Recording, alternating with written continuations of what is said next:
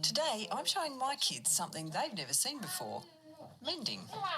It's black. All right, so we'll find some. I learned how to do basic mending as a child. Let's have a look. But these days it's often faster and cheaper just to buy something new. The thread. I need the thread. Well, we might do it together. Where's the needle? Lately, though, I've been feeling troubled by that way of living, and I want to relearn some of those old skills. Careful with the scissors. I will. It's also just a lot of fun. Pop the needle through the material. We'll come back to that later.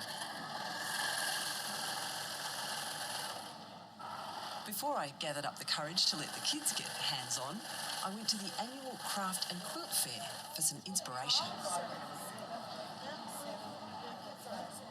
There are scores of people here checking out everything from beading to quilting to applique and felting. There's even a workshop on making beeswax wraps. But what drives people to take on sewing and craft projects? Okay, my name's Mary Robertson, and I came because I'm a craftaholic. And what does that mean now that you're in a safe space to mention that? I really like to keep busy, and I do a lot of crafts because you physically have to do something. You have to put your mind to it, and you have to figure out patterns that work and don't work, and it's good for the mental health. I'm walking through this enormous display of quilts now in the big hall, and it's just got racks and racks and racks of different kinds of quilts. Really, really arty ones, traditional little triangle pieced ones, block pieced ones, and my favourite ones, the ones with lots and lots of tiny little intricate quilting stitches, whether they're machine stitched or hand stitched. I love the hand stitched ones.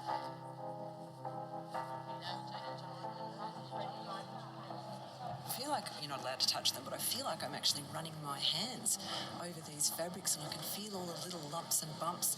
And it's really taking me back to learning to sew with my mum sitting there making her little machine whir, and my grandmother trying to teach me how to crochet at great length, and my other grandmother knitting, and watching people darning and realising that you could do this amazing thing. You could fix things just with wool and thread and maybe a sewing machine or your own ingenuity, and you could make amazing new things out of things that you thought might be old and done with.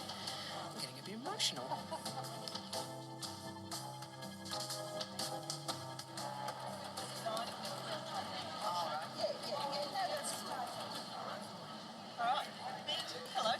The quilt fair was fun, but a bit daunting.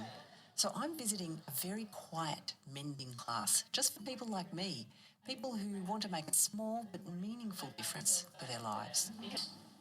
I'm here because I don't own any socks without holes in them, and I think it's just a terrible shame that we've lost the skills to mend things and we can't just keep buying new ones forever. So sooner or later you've got to face that pile of socks with holes in them and start to learn some skills. I'm really quite excited about the idea that actually mending could make something more beautiful and put more memory into it and more life into it.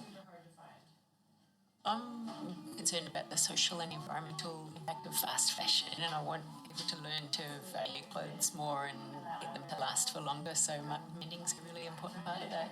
And then it's basically just running stitch. I'm not so great at the creative side of mending, but I do like the engineering challenge of finding a structure that works, a patch, a series of threads, the right embroidery stitch.